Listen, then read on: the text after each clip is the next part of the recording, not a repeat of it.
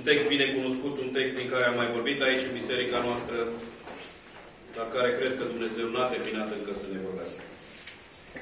Naaman, căpetenia oștirii împăratului Siriei, avea trecere înaintea stăpânului său și mare vază, căci prin el izbăvise Domnul pe sirieni. Dar omul acesta, tare și viteaz, era repros. Și sirienii ieșiseră încete la o luptă și aduseseră roabă o fetiță din țara lui Israel. Ea era în slujba nevestei lui Naaman. Și ea a zis stăpânei sale: "Oh, dacă stăpânul meu ar fi la prorocul acela din Samaria, prorocul ar tămădui de lepra lui." Naaman s-a dus și a spus stăpânului său: "Fata aceasta din țara lui Israel a vorbit așa și așa." Și împăratul Siriei a zis: "Du-te la Samaria și voi trimite o scrisoare împăratului lui Israel." A plecat luând cu el 10 talanți de argint, 6.000 de sicli de aur și 10 haine de schimb. A dus împăratului lui Israel scrisoarea care glăsuia așa: "Acum, când vei primi scrisoarea aceasta, vei ști că îți trimit pe slujitorul meu Naaman, ca să-l vindești de lepra lui." După ce a citit scrisoarea, împăratul lui Israel și-a rupt hainele și a zis: "Oare sunt eu Dumnezeu ca să omor și să vin? De-mi spune să vindec pe un om de lepra lui? Să știți, dar, și să înțelegeți că el caută prilej de ceartă cu mine." Când a auzit Elisei, omul lui Dumnezeu, că împăratul lui Israel și-a sfâșiat hainele, a trimis să spună împăratului: "Pentru ce ți-ai sfâșiat hainele? Lasă-l să vină la mine și va ști că este un proroc în Israel." Naaman a venit cu caii și carul lui, s-a oprit la poarta casei lui Elisei. Elisei a trimis să-i spună printr-un somn: "Du-te și scaldă-te de 7 ori în Iordan și carnea ți se va face sănătoasă și vei fi curat." Naaman s-a mâniat și a plecat zicând: "Eu credeam că va ieși la mine, se va înfățișa el însuși, va chema numele Domnului Dumnezeului lui și va duce mâna pe locul rănii și va vindeca lepra. Nu sunt oare râurile Damascului, Abana și Parpar mai bune decât toate apele lui Israel? N-aș fi putut oare să mă spăl în ele și să mă fac curat?" Și s-a întors și a plecat plin de mânie. Dar slujitorii lui s-au apropiat să-i vorbească și i-au zis: "Părinte, dacă prorocul ți-ar fi cerut un lucru greu, nu l-ai fi făcut. Cu atât mai mult trebuie să faci ce ți-a spus. Scaldă-te și vei fi curat." S-a coborât atunci și s-a cufundat de 7 ori în Iordan, după cuvântul omului lui Dumnezeu, și carnea lui s-a făcut iarăși cum este carnea unui copilaș și s-a curățit. Amin. Haideți să ne bucurăm.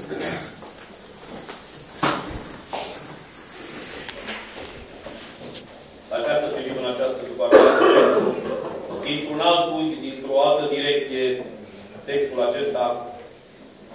Un text bine cunoscut, un text care Dumnezeu l-a folosit de-a lungul vremurilor pentru a vorbi oamenilor, pentru a aduce mesajul Evangheliei și a-l face ușor înțeles, pentru că cel mai ușor pentru om este să primească mesajul dintr-o povestire, dintr-o istorioară în care poate înțelege ușor lucrurile.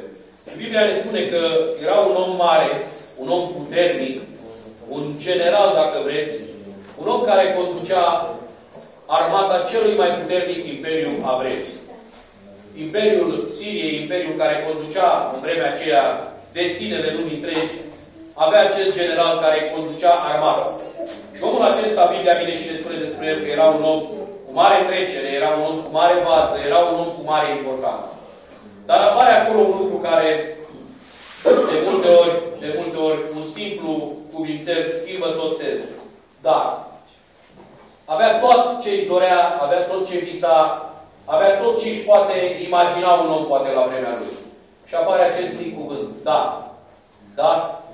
avea o problemă. Era lepros.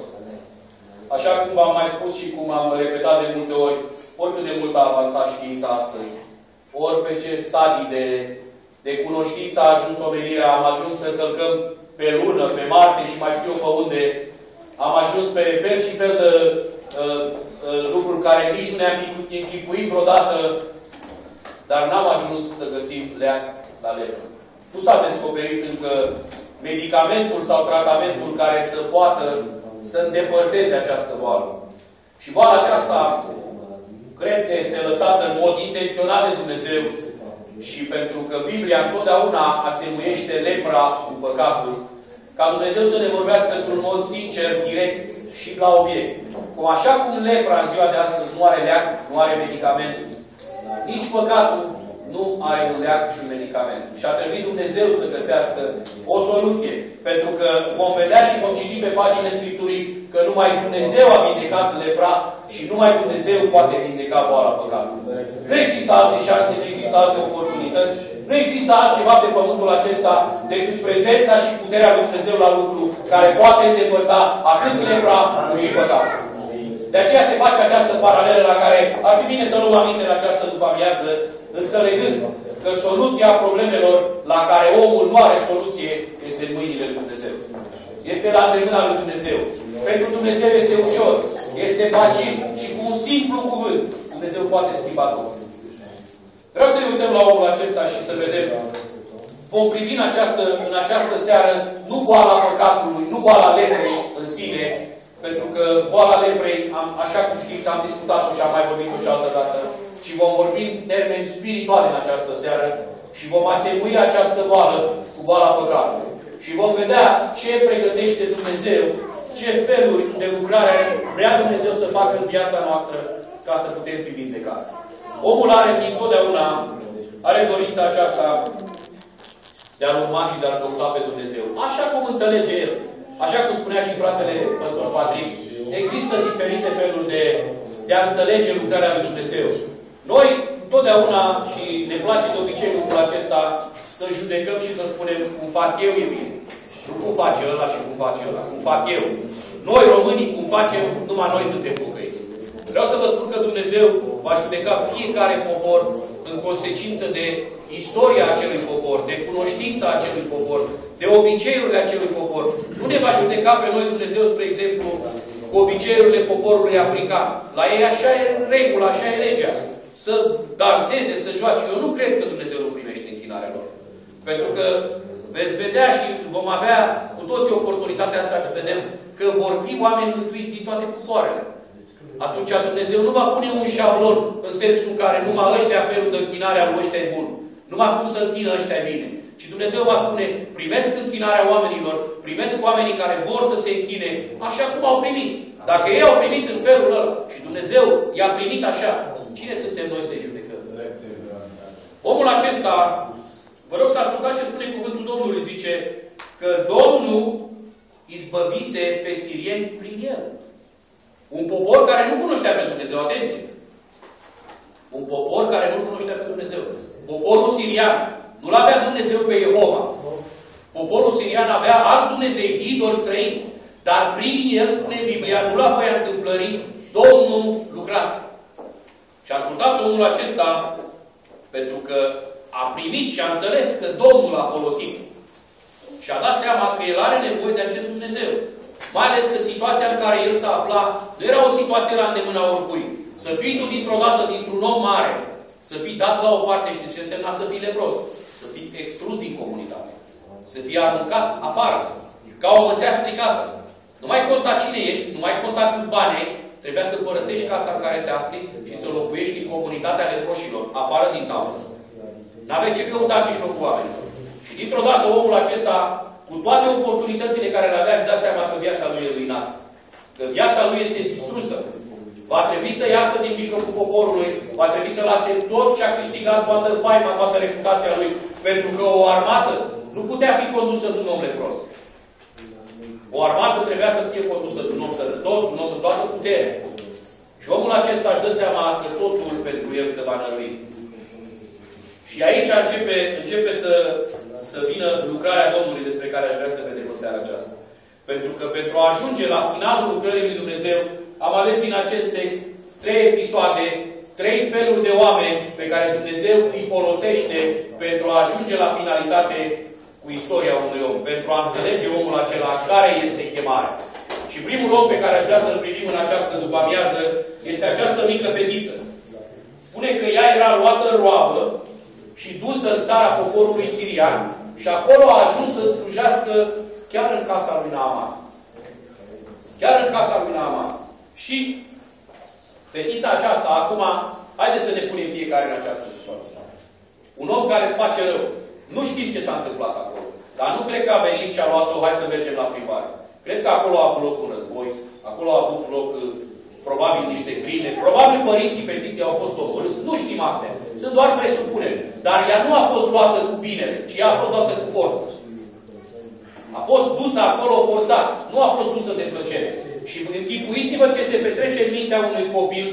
Pune în tinere Biblia în traducerea ebraică, spune o tânără, nu spune un copil. O tânără. Acum, o tânără, în general, se consideră în jur de 10, 12, 15 ani, probabil. Și vine Biblia și spune că, luată roabă și dusă acolo, n-a păstrat în inima ei niciun fel de urmă. N-a păstrat în inima ei niciun fel de resentiment. Nu s-a gândit rău și nu a urât pe stăpânul care a luat. Și deschid un subiect și Biblia vine și spune, când veți face ceva, când veți sluji, chiar voi, robilor, spune Pavel, tot ceea ce veți face, să faceți ca pentru Domnul. Amin. Adică, dacă sunt chemat să fac o lucrare, chiar dacă e o lucrare pentru un om pe care n-ar fi trebuit să-l respect, poate, n-ar fi trebuit să-i dau întâietate, n-ar fi trebuit să-i arăt că îl prețuiesc, să fac totul din inima mea, ca și cum aș face pentru Domnul. Și aceasta este primul lucru pe care vreau să-l deschid în această după-amiază. Este foarte important cum vorbim despre lucrarea lui Dumnezeu. În ce termeni așezăm lucrarea lui Dumnezeu și în ce termeni așezăm oamenii lui Dumnezeu. Pentru că vreau să vă spun că fetița aceasta, Biblia nu spune asta, dar ne lasă clar să înțelegem. A avut parte de o creștere sănătoasă în credință.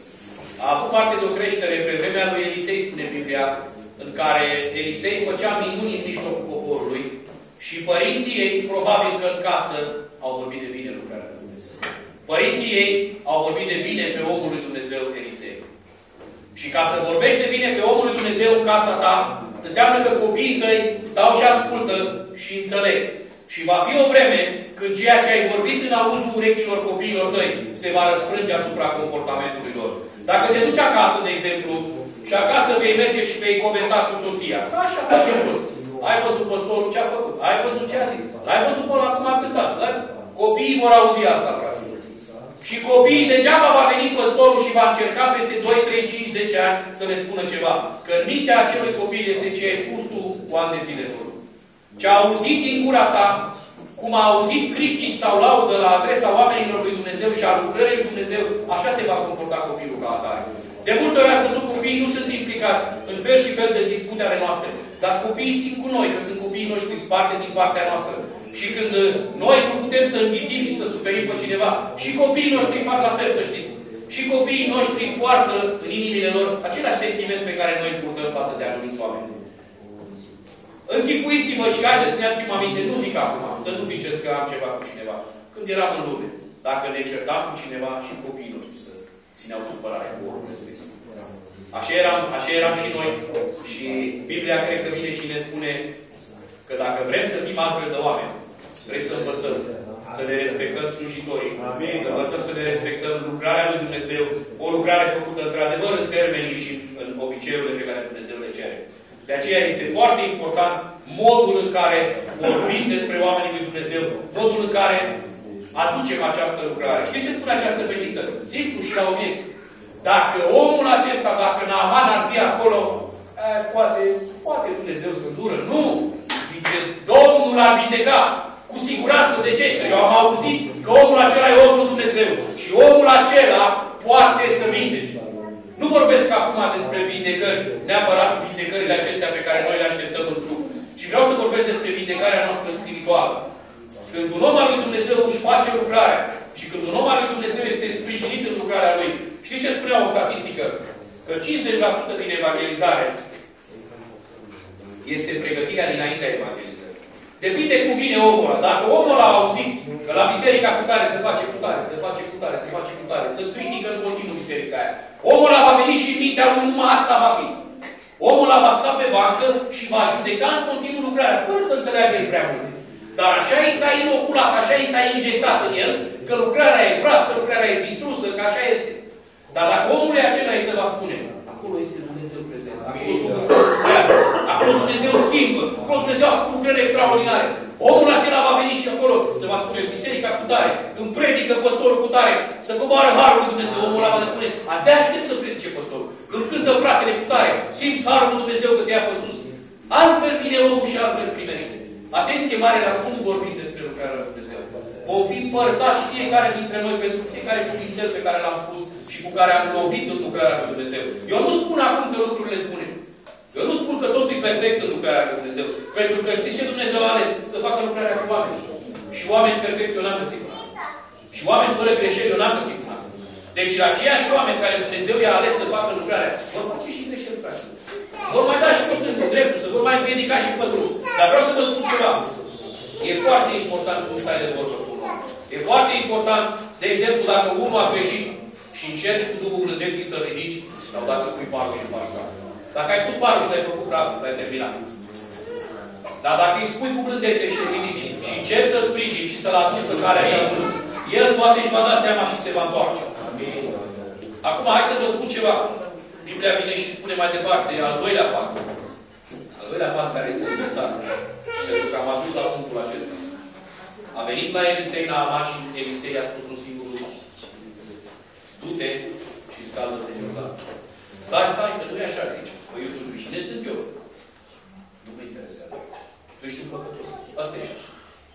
Tu ești un păcătos și tu ai nevoie de iertare. Tu ai nevoie de vindecare spirituală. Și tu nu poți să faci vindecarea cum vrei tu. Și vindecarea există anumite lucruri care trebuie să le faci. Și trebuie să înțelegem, în primul lucru, vine Biblia și ne spune, se poate să fii vindecat. Se poate să fii mântuit. Al doilea lucru vine și spune, cum se poate să fii mântuit. Acestea al doilea spun și el îi spune simplu. Cum pot să fac asta? Te duci și faci ceea ce ți-am cerut. Păi le-a spus de eu, Naaman, acum, bine zice, nu mai te scălda de 7, numai de 5 ori. Eu nici nu ies la tine. Tu, dacă vrei să capeți, tu respecti regulile. Vreau să vă spun că în mesajul mântuirii nu există compromis. În mesajul iertării nu există compromis. Nu pot veni și predica în fața unei biserici, că biserica e mai nu știu cum, să gândi eu un pic mesajul, să-l schimb în funcție de ce biserică stă înainte. Nu, eu trebuie să spun același mesaj. Mesajul nu singur. Nu sunt mai multe mesaje în funcție de biserică. Dacă sunt în fața unei biserici care nu primește, eu sunt obligat să spun ce se întâmplă mai departe, aia nu mai contează. Nu-i treaba mea. Eu sunt obligat să spun, ăsta este mesajul, asta cere Dumnezeu, asta trebuie să faci. Vrei să faci. Este în dreptul tău să o faci. N-a s-a dus Naaman și l-am băgat cu forța acolo ce a spus, trebuie să faci tu. Eu îți spun ce trebuie să faci, dar tu alegi dacă faci. Deci nu depinde de mine, ci depinde de tine. Mesajul este simplu. Mesajul Evangheliei este întotdeauna foarte simplu. Biblia a venit și ne-a învățat. Cine crede în Iisus Hristos, cine acceptă mântuirea lui Iisus Hristos, cine se botează, va fi mântuit. Asta este mesajul simplu al Evangheliei. Nu trebuie să-l complicăm, nu trebuie să facem din el ceva extraordinar. Dar atenție, nu trebuie să modificăm mesajul Evangheliei pentru nimeni și pentru nimic în lume. Mesajul e foarte simplu. Naaman e de 7 ori. Nu pot mai puțin, nu. Atât cred. De ce? Pentru că vreau să spun că mesajul Evangheliei la tine va suna într-un fel și la mine va suna într-altul. Pentru că Dumnezeu va trebui să lucreze, știți la ce? La inimile noastre. Și inimile noastre nu s-au făcut. La unii trebuie să lucreze Domnul și să-i calce în picioare mândria, ca acestui Naaman. Naaman a venit și a spus, băi, nu știi cine sunt eu? Eu generalul Naaman, mă, toată lumea întreagă nu știi. I-a spus, eu nu te știu și nici nu mă interesează cine știi. Băi, vindecare. Lasă-ți mândria la o parte, calcă în picioare, că aici ești în prezența unui Dumnezeu viu și adevărat. Și în prezența lui nu poți tu să spui ce grav e cu omă, că nu-l interesează pe Dumnezeu. Înaintea lui Dumnezeu vin pe burtă curcat. Și înaintea lui te recunoști cine ești. Și de-abia acolo mai stăm de vorbă. Înaintea lui Dumnezeu nu-ți prezinți colecții, nu-ți prezinți diplomele, școlile de teologie și cine ești tu. Zero. Când vei spune sunt zero, ești bun pentru Dumnezeu. Când vei spune sunt ceva, nu ești bun pentru Dumnezeu. Iar la oameni tu trebuie să fii călcat în picioare. Trebuie să fii smerit. Până unde? Până în pulberea pământului. Acolo ești bun pentru Dumnezeu. Un altul vine la Domnul și zice, auzi, Doamne, zice, eu sunt tânărul bogat. Am de toate. Acum ce aș mai face eu ca să câștig și viața mea? Păi ce ar trebui să fac, zice Domnul Iisus? Ar trebui să-ți vinzi avere. Zice, ai ținut poruncile? Da, toate, zice. Extraordinar. Greu să crezi treaba asta, că nu știu pe niciunul să fi ținut toate poruncile. Până acum. El o fi fost singur. Dar să zicem că Domnul a privit la el și i-a plăcut, i-a iubit. Dar zice, mai vrei să faci ceva? Vindeți averea. Până aici a fost cum a fost, dar aici e problemă, zice. Cum să vând eu averea, că e inima mea toată averea mea? Asta trebuie să faci tu. A zis pentru Naaman, mesajul a fost, ești mândru Naaman, ce să te smerești. Pentru tine, zice, ai inima lipită de bani. Nu ești bun pentru Dumnezeu. Dă afară din inimă tot. Vindeți averea, nu mai sta cu inima legată de ea și vei fi bun pentru Dumnezeu. Ce spune Biblia despre el? S-a dus, nu s-a mai dus. Un altul ascultat și spune Biblia despre el. În Fapte, când spune că s-a coborât Petru și Ioan în Samaria, spune că era acolo, după predicarea lui Filip, după ce Filip a evangelizat Samaria, era un anume om Simon Magu. Și Simon Magu spune că a stătea și l-a ascultat pe Filip și la predicile lui Filip a decis și el să se boteze. A decis și el să se pocăiască. Numai că s-a pocăit și el. A făcut și el botezul și a venit Petru și Ioan. Pentru că fiecare, așa cum vă spuneam, are slujba lui. Nu fiecare e chemat să facă de toate. Fiecare e specializat până anumit lucru. Pe unii Domnul a pus să predice, pe unii să cânte, pe unii să se roage, pe unii să postească. Suntem toți chemați să facem, dar sunt unii care fac în mod special treaba asta. Sunt unii care sunt hotărâți de Dumnezeu să facă treaba asta. Și a venit Petru și Ioan pentru ce? Pentru că ei nu cunoscuseră lucrarea Duhului Sfânt și a zis că s-au rugat pentru ei. Și Simon Magu să uita cu uimire. Când Petru și Ioan punea mâinile peste ei, erau botezați de Duhul Sfânt, erau vindecați, Domnul făcea minuni. Și să uita Simon Magu și zice, așa ceva mi-ar trebui și mie, zice. Nu vă dau niște bani să-mi dați și mie. Zice, să pierd, zice, tu și banii tăi. Că lucrarea Domnului nu-i pe bani, zice. Lucrarea Domnului nu-i pe bani, să pierzi și tu, dacă nu te pocăiești. Deci, roagă-te ca Domnul să te ierte. Roagă-te ca Domnul să scoate mândria asta din inima ta și dorința asta de a umbla după senzațional. Dorința asta de a face tu semne și minuni. De aceea te pocăiești, la minții de cap. Nu l-a făcut greșit.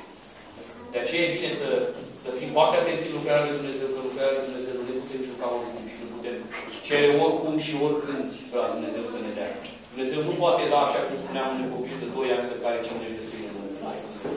Dar dă-ne unul la 25 de ani, la 30 de ani, să descărcare. Ne duce. Domnul va pune pe fiecare dintre noi greutatea pe care o putem duce. Va da fiecăruia dintre noi ceea ce putem purta. Nu putem purta mai mult decât ne este dat. Noi vrem să purtăm, dar nu putem.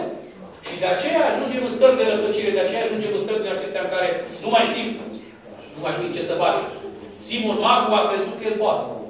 O proastă pocăit să facă el semne și minuni, dar nu știm încă dacă cu adevărat el asta și-a dorit sau și-a dorit ca în inima lui așa cum era Domnul după creștini sau cine știe ce după altă. Se pot interpreta în multe feluri. Acum, așa cum spuneam, mesajul Evangheliei simplu. Se poate, al doilea răspuns este cum se poate și al treilea lucru pe care Dumnezeu vrea să ne explice de aici este că trebuie să plătim și preț. Naaman spune Biblia că când a plecat din țara lui, el s-a gândit că trebuie să plătească un preț. Și spune că și-a luat după el aur, și-a luat argint, și-a luat haine, și-a luat un alai întreg de servitori și a zis, mă duc și plătesc. Am posibilități. Numai că a ajuns acolo și a înțeles că ceea ce are el nu are nicio valoare înaintea prețului pe care îl cere Dumnezeu. Dumnezeu nu i-a cerut și Biblia vine și ne spune, voi ați fost răscumpărați, dar n-ați fost răscumpărați nici cu aur, nici cu argint și nici cu pietre prețioase, ci cu sângele sfânt și scump al lui Iisus Hristos. De aceea niciodată mesajul Evangheliei nu trebuie amestecat cu banii. Nu trebuie amestecat cu plățile care vrem noi să le facem sau înțelegem că trebuie să le facem. Mesajul Evangheliei e foarte simplu și mesajul Evangheliei nu costă bani. Mesajul spune a fost dat în dar, noi trebuie să dăm în dar mai departe și fiecare îl poate primi în dar. Dar totuși există un cost. Există un cost pentru acest mesaj. Există acest cost pe care fiecare dintre noi trebuie să-l plătim. Lui Naaman i s-a cerut simplu. Naamane, de 7 ori Hristos. Ăsta e prețul tău. Ai prețul ăsta de plătit? Plătește. Și ce spune Biblia? Cu greu s-a înduplecat și l-a plătit până la urmă. Dar ce s-a întâmplat după aia? Dumnezeu a lucrat. Fiecare dintre noi am avut de plătit un preț. La unii într-un fel și la alții într-altul. Fiecare am avut prețul nostru. Pentru că înaintea lui Dumnezeu nu suntem identici unul cu altul. Înaintea lui Dumnezeu suntem persoane diferite, indivizi diferiți, fiecare, cu viața noastră, cu trăirea noastră. Și Domnul a spus, pe tine te evaluez atât, ăsta le evaluez atât, plătiți prețul, sunteți ai mei. Eu am plătit deja prețul, dar și voi aveți de plătit prețul vostru.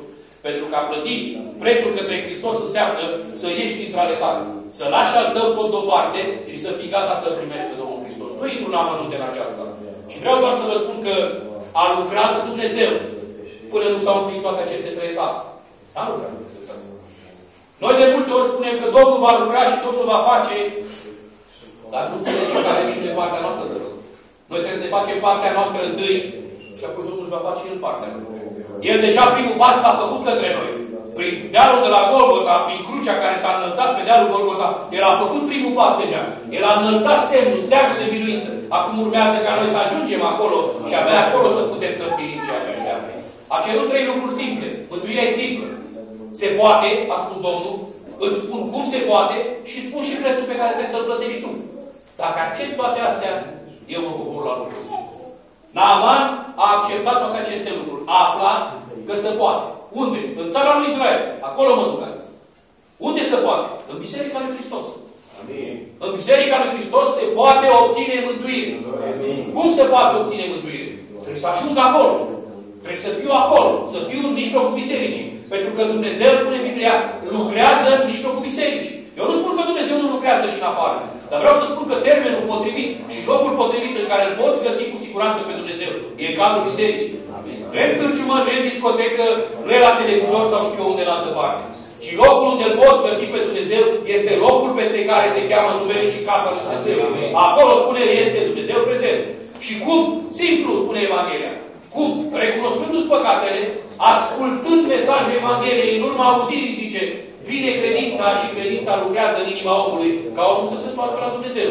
Deci trebuie să predicăm cuvântul, oamenii trebuie să-l audă, să li se spună ce au făcut, adevărat în față, nu cu povești și cu minciuni, nu cu înfloritul Evangheliei, nu cu fel și fel de știu ce alte obiceiuri, ci mesajul foarte simplu.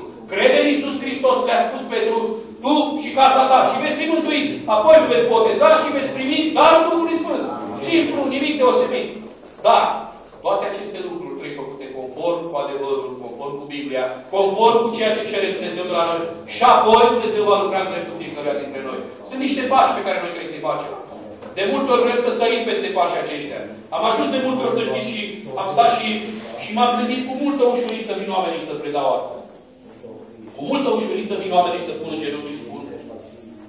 Și eu mă predau.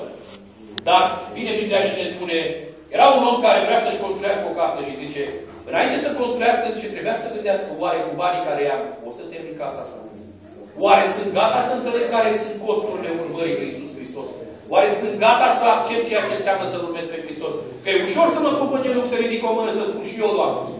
Dar apoi ce fac? Dar apoi ce se întâmplă cu mine? Am văzut foarte mulți oameni, extraordinar de mulți oameni, care au venit seara, au plâns, au spus cercetați. Dumnezeu a lucrat.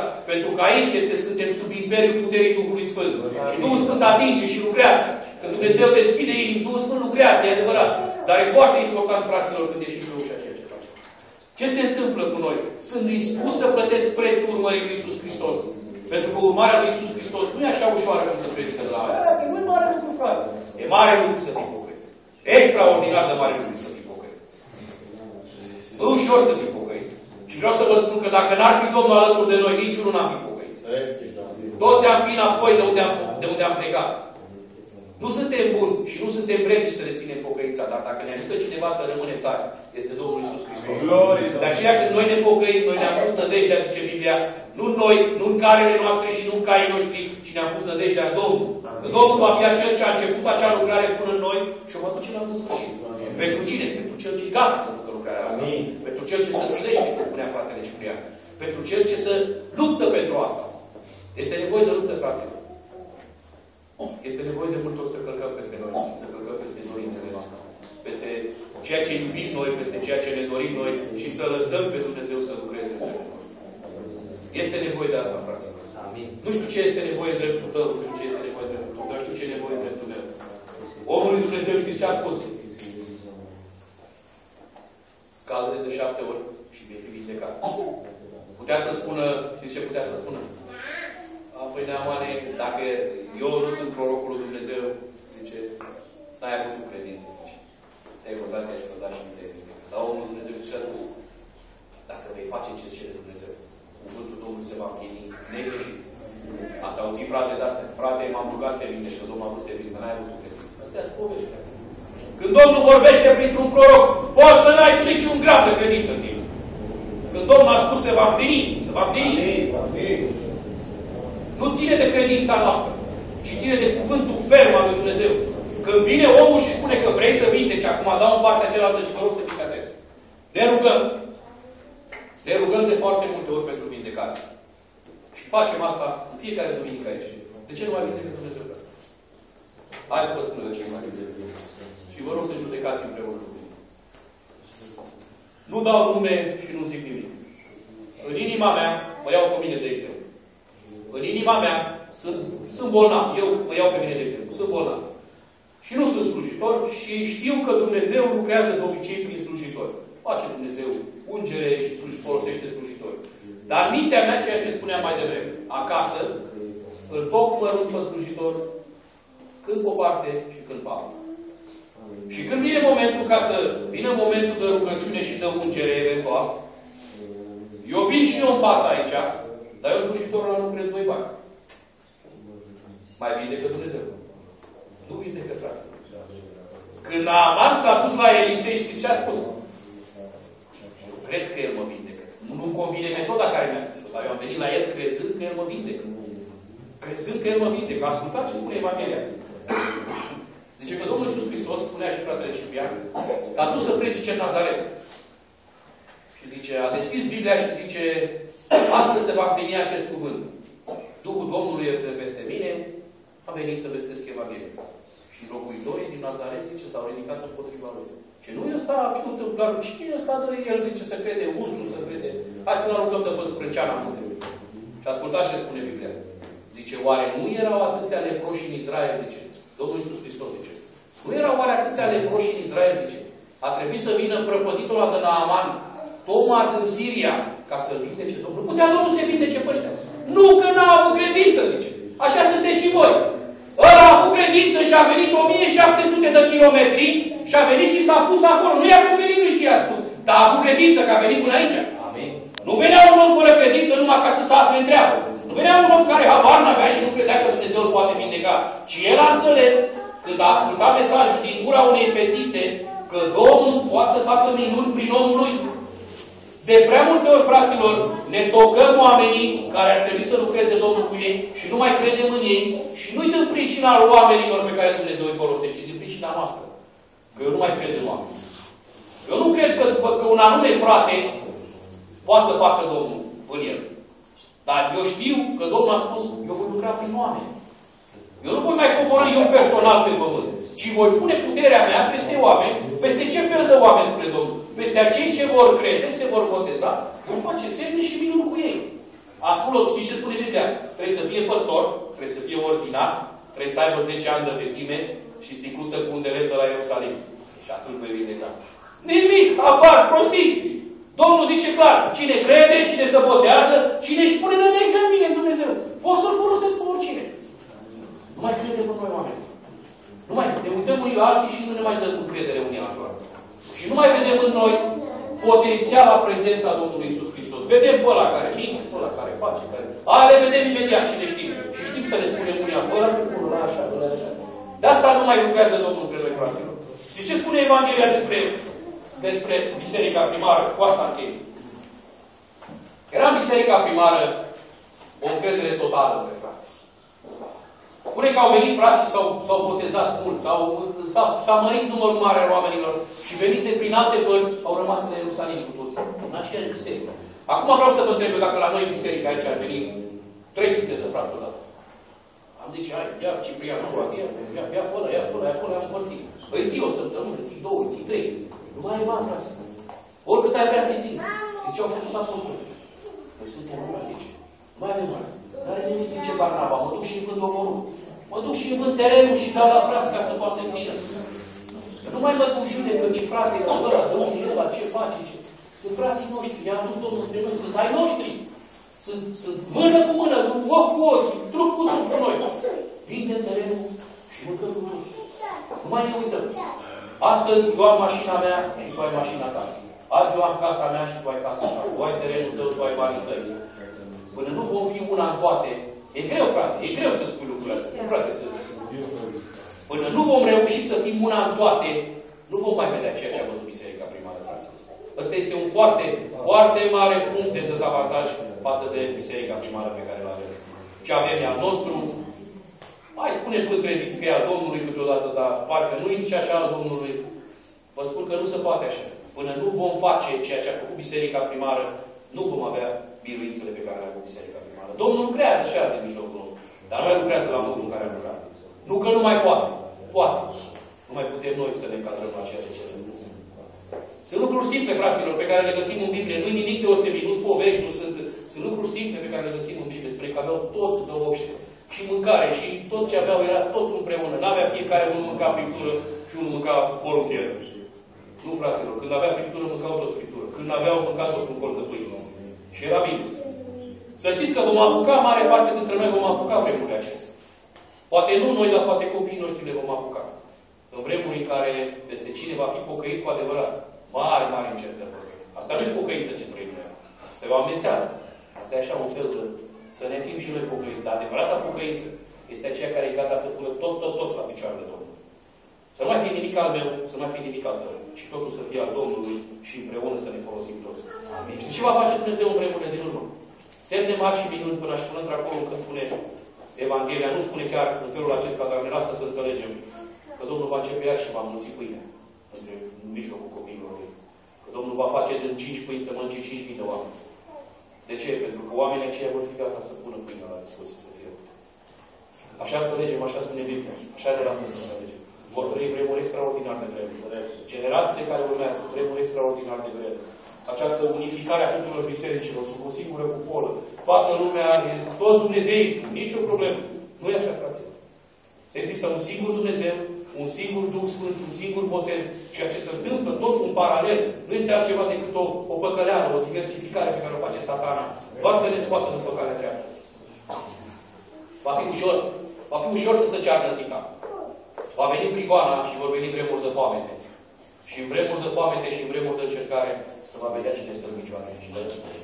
Acum cât e bine bisericile de pocăiți. Mă uitam și vedeam cu durere în suflet, vă spun, până unde s-a ajuns să se numească pocăința, nu mai trebuie nimic acum. Până unde s-a ajuns să se numească pocăința noastră. Fără nicio valoare pentru foarte mulți. Fără nicio valoare pentru foarte mulți. Afaceri peste afaceri. Bani cu dovânt, bani cu cap, de la pocăiți. Case luate, mașini luate. Nu vă spun ce pocăiți. Astea sunt povești, frăți. Păcăliți, da. Păcăliți, da, dar nu pocăiți.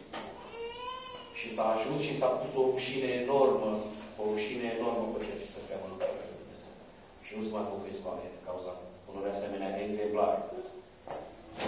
Și intră în biserică oameni din lume interlopă și de nu mai știu unde și vor să fie pastor și vor să fie conducător și vor să se impună în biserică cum s-au impus în lume. În lucrarea lui Dumnezeu nu se pot impune decât oameni smeriți. Nu merge în lucrarea lui Dumnezeu. Cu smerenie, cu umilință, merge. Pentru că puterea lui Dumnezeu, puterea lui cu Dumnezeu. Mă opresc aici și vreau să medităm foarte bine. Sunt câțiva pași simpli. Dacă îi ratăm, dacă nu înțelegem bine, nimic nu va fi. Nimic nu va fi de frații. Lucrarea e simplă în modul de a o înțelege, dar e grea în modul de a o trăi. Pentru că Biblia aici ne spune, pentru oricine va fi ușor de înțeles. Dar ca să ajungi până la capăt, e cu adevărat o lucru. Mulți au căzut pe drum.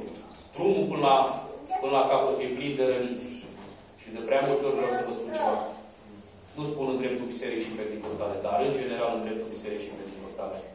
Călcăm pe răniți. Îi călcăm în picioare și lumea ridică. Am ajuns și am văzut atât de multe lucruri în care frați care au căzut au fost pur și simplu dați deoparte, fără să ne mai dea nicio șansă. Dumnezeu este Dumnezeu a 11.000 șansă. Nu-mi permit să spun de câte ori Dumnezeu a întins mâna către mine numai. Și m-a ridicat. Dacă m-ar fi lăsat Dumnezeu, praful s-ar fi adăsat. Sunt atâția lângă noi care sunt căzuți și nu mai întindem mâini către ei. Îi călcăm în picioare. Îi omorâm. Naaman ce trebuia să spună? Ăsta sunt gata. Mai e vreo șansă pentru mine? Este. Mică. Mică de tot. Mă duc să o cer. Șansa de fiecare casă.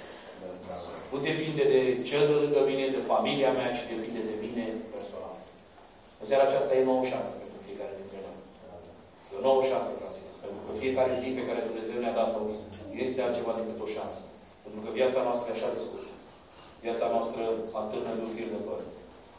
Nu știm niciodată ce se întâmplă cu noi. Nu știm niciodată ce ne rezervă ziua de mâine. Știu doar că astăzi, pentru mine personal, e încă o nouă șansă să mă pot apropiat. E încă o nouă șansă să-mi dau seama că viața trece, dar nu-i tot una cum trece. Spune un poet al cântării, zice, timpul trece, viața trece și când nu faci nimic. Și vom răspunde. A trecut vremea. Peste mulți dintre noi a trecut vremea și au trecut poate și am bifat în dreptul nostru ani de pocăință. Dar oare Dumnezeul nostru mai este același în viața? Dar oare credința noastră mai este aceeași în viața noastră? E un moment de cercetare pentru fiecare dintre noi, la care vreau să vă invit într-o rugăciune, să ne ridicăm cu toții. Să mergem într-un moment de sinceritate înaintea lui Dumnezeu. Un moment în care să ne deschidem minte. Să nu le arătăm drept alții. Naaman spune, nu așa, eu vreau cum vreau eu. Domnul a zis, nu cum vrei tu, Naamane, cum vreau eu. Eu am crezut, zice el, că o să fac așa și așa. Domnul a zis, nu o să fac așa. O să fac cum vreau eu. Tu trebuie doar să asculți și să te suferi. Nu știu cum vrea Domnul să lucreze în viața noastră. Nu știu cum a planificat Dumnezeu. Poate noi ne închipuim într-un fel anume. Poate noi am înțeles lucrarea lui Dumnezeu într-un fel anume. Dumnezeu vrea seara asta să ne explice că El poate să lucreze și în alte feluri. Că El poate să lucreze cum noi nici nu ne închipuim. Pe unde nici noi nu credem. Dumnezeu poate intra în viața noastră. Dumnezeu poate schimba viața noastră. Dar este nevoie doar de credință. Acea credință pe care locuitorii din Nazaret n-au avut-o, dar pe care Naaman, în mică parte, a avut-o, Domnul să o verse peste biserica noastră în această seară. Ca în inimile noastre, cu adevărat, să credem că lepra care a pus stăpânire pe noi, doar Hristos o poate îndepărta. Doar Hristos o poate vindeca. Și în numele Lui în această seară ne vom ruga ca Domnul să atingă și să elibereze fiecare inimă prezentă în locul acesta. De patim, de dorințe, de lucruri care nu-s după voia Domnului. Domnul să le scoată, să le arunce în această seară. Și să pună în noi un duh nou și statornic. Să lase pacea Lui, să lase dragostea Lui, să lase încredere și credință peste viețile noastre. Intrăm în rugăciune cu toții.